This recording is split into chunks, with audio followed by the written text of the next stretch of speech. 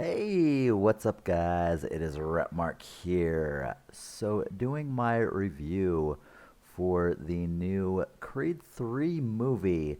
Sorry, it's a few days late. It's been uh, it's been a weekend, but we're gonna go ahead and start with this. So honestly, this movie was, I definitely say, better than Creed 2.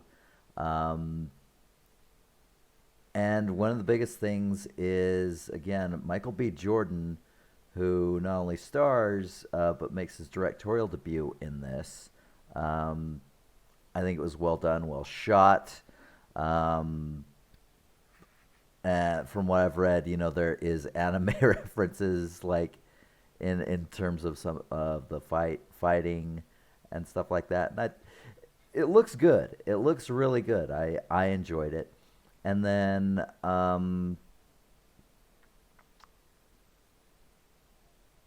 Jonathan Majors also did amazing in this. Uh, so I think that they kind of went a little off the rail. Like the way they writ him, there are points where it does go a little overboard. From what I think, but also at the same time, you're dealing with issues like, you know, guilt and abuse, like trauma, uh, and abandonment. Like there's a lot of deep issues here. So for the most part, I actually get some of the stuff he does, uh, and I think it is. I mean, I don't want to say just like it's not justified, but I get it. I'm not going to go into this here. This is just a non spoiler for right now. We'll get into that in spoilers. Um, but yeah, I do think some of the writing for him was a little bit over the top in certain places, but for the most part, I do get it. I get his character. I get some of the stuff he's done, his motivations. There are a few things here that kind of take away from it, though, because these two, Michael B. Jordan and Jonathan Majors, like they are the powerhouse that literally holds this film up. Um, and I just feel like there's so many storylines and plot lines that it just doesn't. I feel they put too much time in. This seems to be a theme lately of a lot of the movies I've reviewed lately, that they just have so many plot lines that take away from the main plot line, and also that there are too many of them that the movie can't actually conclude these side plot lines in a satisfactory way, if that makes sense. So it seems like there's just a little too much going on in this movie, and I think it takes away from the relationship between Adonis and Damien. Um, and there are certain things, there are certain plot lines which feel a little like tacked on. There are ones that kind of like made me like shake my head like, is this real, like what? Which again I'll get into in spoilers. But I mean, for the most part, like the fight scenes were amazing. um, I feel that the montages, the training montage, was weak because I mean, if you've seen all of the Rocky films and all the Creed films, there are some long, epic training montages.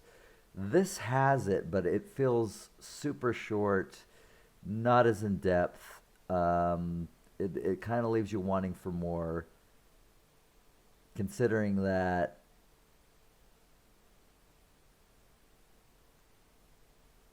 again, I'm trying not to get into spoilers, but yeah. Anyway, um, so what else can I really say about this? Um, without getting into it, apparently there is going to be a fourth Creed film based upon how good this was, because this film did really well. This film, off a 75 million budget in its first weekend, $100 million. Like it did amazing, and it did way higher than they were actually expecting it to go. And critics and fans like loved it. I mean, as of today, which is Sunday, I mean, Rotten Tomatoes, it's at 87. Um, the average rating is like 7.1 out of 10, so 7 out of 10. That's, I'll get to that in a sec, but yeah. Um, so yeah, I mean, this thing is, it was well done. I'm glad I watched it. I would honestly watch it again because again, I thought it was really well done. But again, I felt like it had too much to do. I think that the training montage was really weak, and that is a big part of Rocky, the franchise. Um, and I feel like some of Jonathan Majors, like how he was written and some of the stuff he was doing was a little over the top. I mean, I get it, but it did seem like over the top. But I mean, he does have some. He does definitely have some good motivations here. I like that there are some flashbacks that you see of Adonis's and Damien's like early life, and you kind of get to know more about what happened. Man, Creed he's kind of an ass in this movie, for lack of a better word. Uh, he kind of needs to learn to talk, but yeah. Anyway, so uh, on my final verdict for this, yeah, I'd give this a 7. This is a solid 7. I thought it was really good. Not quite to the great of like an 8, unfortunately. But I definitely did enjoy this way more than Creed 2. I and again, like Creed 1 and 2, I mean not Creed 1 and 2, but Rocky 1 and 2. Those will always be like the best movies of this franchise, but yeah. So anyway, I think that is it for me on this non-spoiler section. So I'll be back in a few minutes with spoilers, and we'll get a really deep dive into my thoughts on this. So anyway, I will see you guys then. See ya.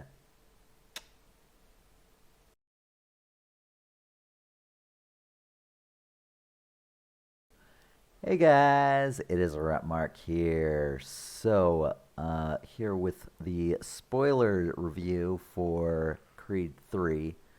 So, there are approximately like 3 flashbacks, but I'm going to just say like the whole thing of it essentially. It starts off with one where Adonis he sneaks out with his best friend Damien. Um, and he's going to go compete in an underground boxing match. Um, he's a Golden Gloves champ, and he wants to go professional, become a world champion. Like he wants to go to the Olympics and then go professional. Uh, so after his match, they go to a liquor store, and Donnie attacks a man named Leon. So at the time you don't know, but through the whole course of the thing, like Leon is apparently the caretaker at the home that they were both in, and he beat him. So yeah, he loses it, and then when Leon's friends they come and start fighting him, Damien brings out a gun, and then the cops show up. Adonis runs away. Damien gets thrown in jail.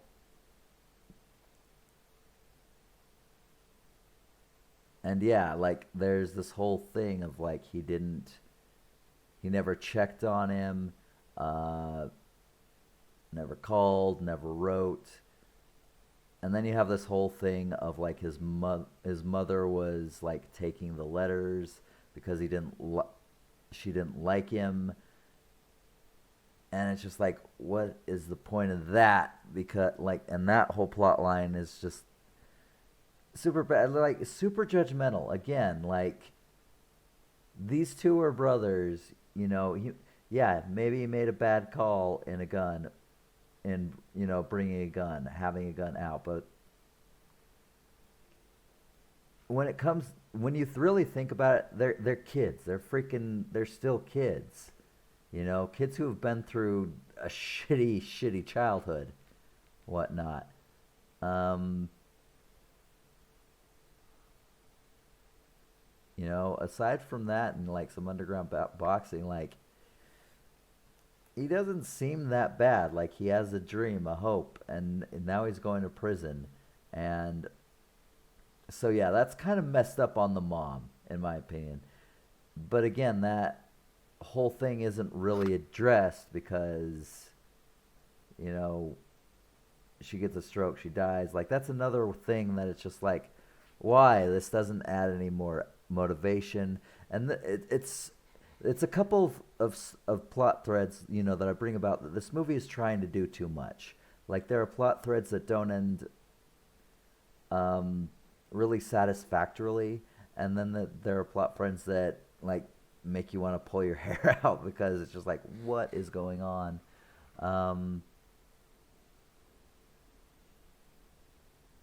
but yeah, and in this one, he goes against a rematch against Pretty Conlon, who was released.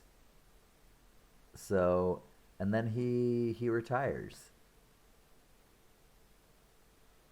and he's just doing his training thing. He has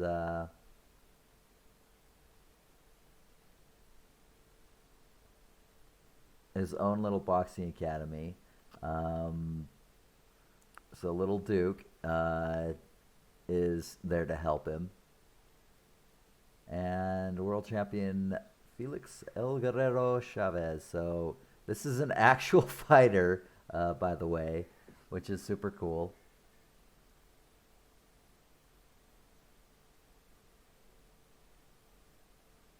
Now and then so that's sort of the whole premise of how everything starts. So you go into another plot thread of Bianca has hearing problems, so she's no longer performing and is now more of a producer. So this is sort of played upon, like you see it, and it kind of goes into also how they don't really talk. Like Donnie is again not he doesn't try to talk about his past, and it's just like, dude, you got to talk to her if she's gonna talk to you, because yeah, I mean, she admits that well, she is happy like with producing performers to sing her songs essentially. She does admit at the end of the movie it still hurts, but again, it's just like, what is the point of this? Like, and again, like when Damien comes back into the picture, there's a point where he invites him out to the sort of record party, and he's talking to his wife. What is his wife's name? Bianca. Essentially asking her about it. And man, I've heard so many people. It's just like it's so weird to read like people's thoughts on this. It's like they want a person to either just be downright evil, bad man, uh,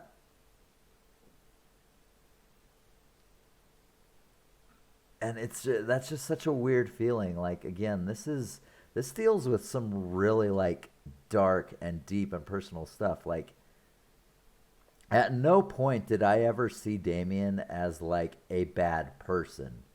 You know, uh, a complex person, a person that definitely has darkness and a lot of rage to Adonis, which I get because again he never he literally threw his life away to protect Adonis, and then Adonis got to live his life, and he had to waste in prison. So he gets out and he wants a shot at the title, but Adonis doesn't give it to him. So what he essentially does is he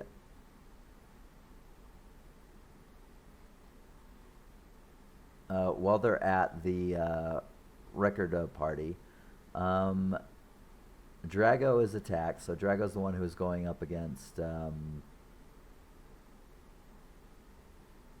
Felix, and he is attacked by a random person, breaks his arm, and it's going to be 6 months. And so here's one of the things that it just does not make sense. So they could have waited 6 months, but his mom is just like, no, he's got to get paid. He's got to get due now. So keep in mind, it is stated in the movie that he has won 14 matches and he's the world champ. Like, unless this guy is buying mountains and mountains of coke, like, there's no reason he should be broke and cannot wait 6 months for a fight. So that was a big plot hole that I have to bring up here. It makes no sense that he would be like so desperate and need to fight that he needs to get paid right now. But anyway, through this, that is how Damien gets his shot. So he goes up against Felix and fights dirty. Like, he has an aggressive style. And yeah, he fights dirty. He beats him, and he gets the champion. If it came to points, he would have lost because again he was losing points to fighting dirty, and possibly he almost got disqualified.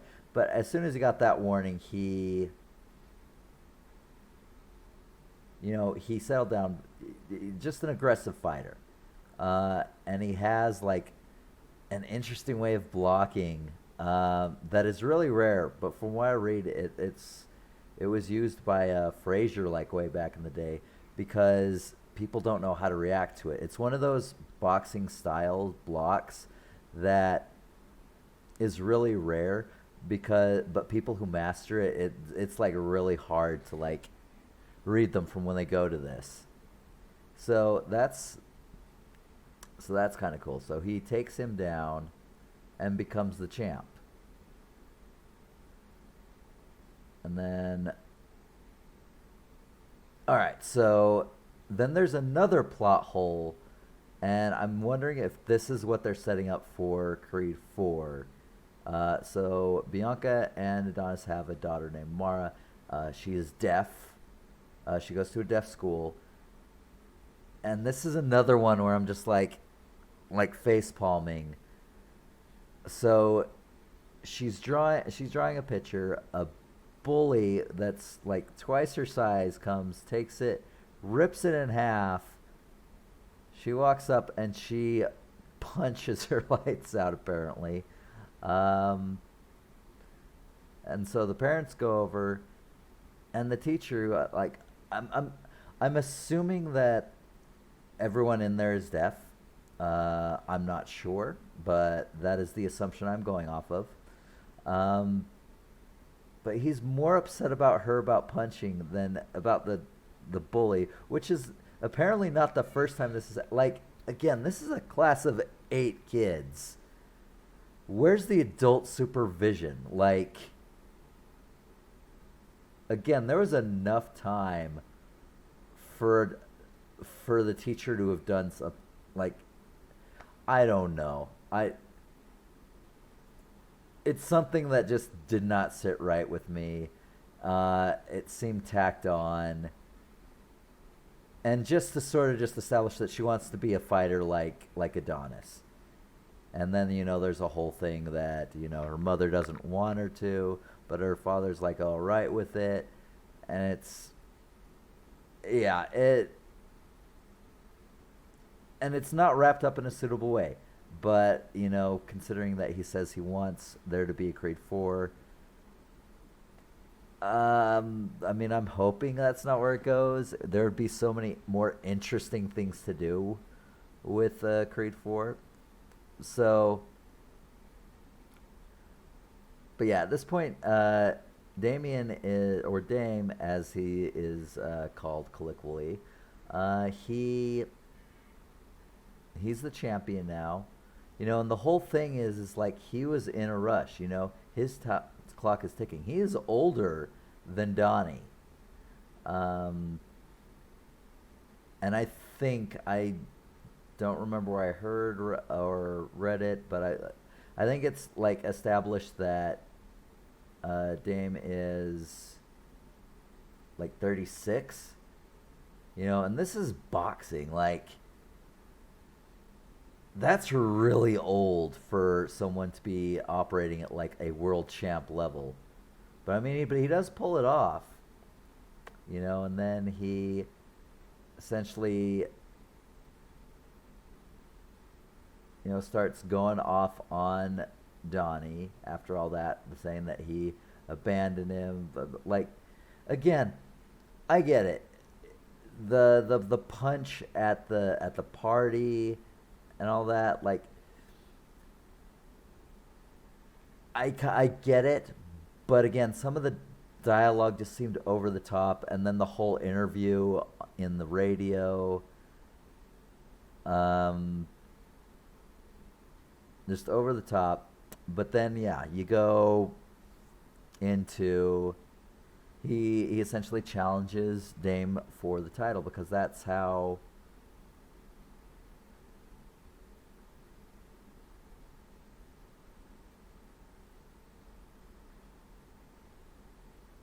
Yeah, so sorry. Um,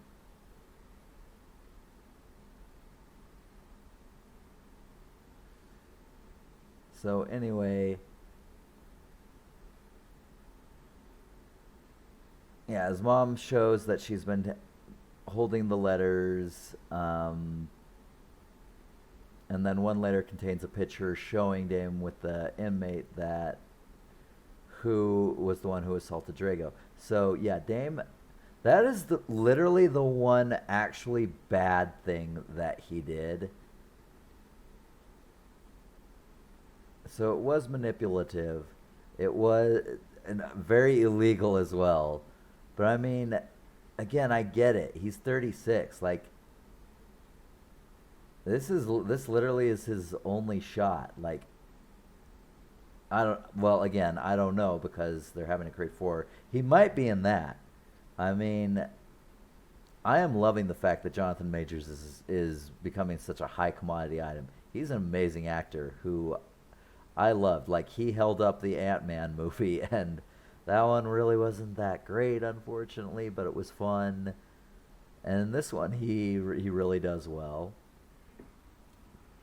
Bringing it up, and then the whole interaction between Donnie and Dame.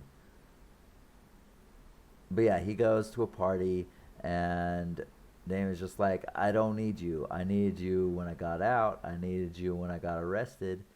But I don't need you now. I'm the champ. So yeah, punches him, and yeah, then again, Donnie is just not opening up to about the guilt, and Dame now has fame and publicity. Um,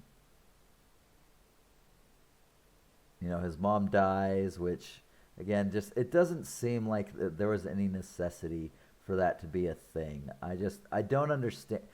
Maybe I just don't get like what they were trying to do, but I don't understand what that actually served the movie, to be honest. So, um,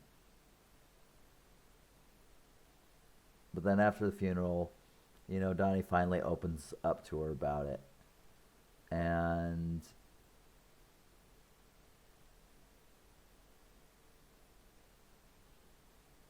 yeah, again, it's just like it deals with Donnie's like shame and guilt over the whole thing. Like this movie deals with some really dark and complex subject matter.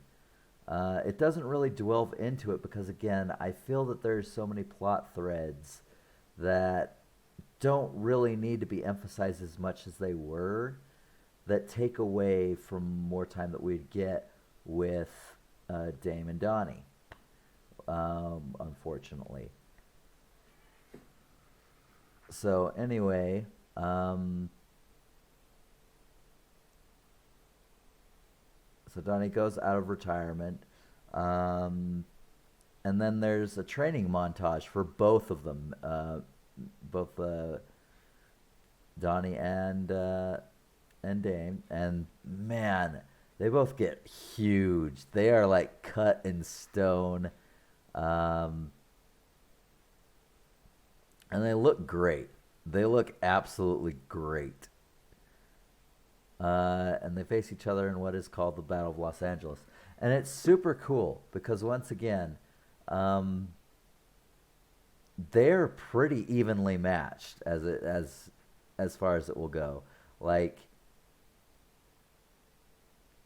Damien is more sloppy than Donnie, but he's also far more aggressive.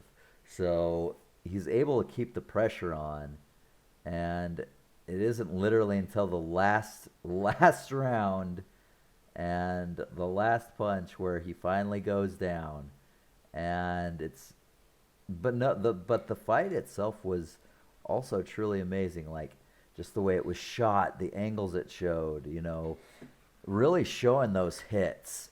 Like it was very impressive. And then it's I forget what round it was, but it goes into sort of like this sort of black and white, like everything's quiet, all the spectators are gone, the ref is gone, there's music in the background. I mean, I wish it had just been complete silence. I think complete silence would have served that scene so well. But there was a little bit of music in the background. But yeah, and they're just fighting. Like it is, and you see like the jail bars dealing with Donnie's guilt for what happened to Dame, and then Dame, showing their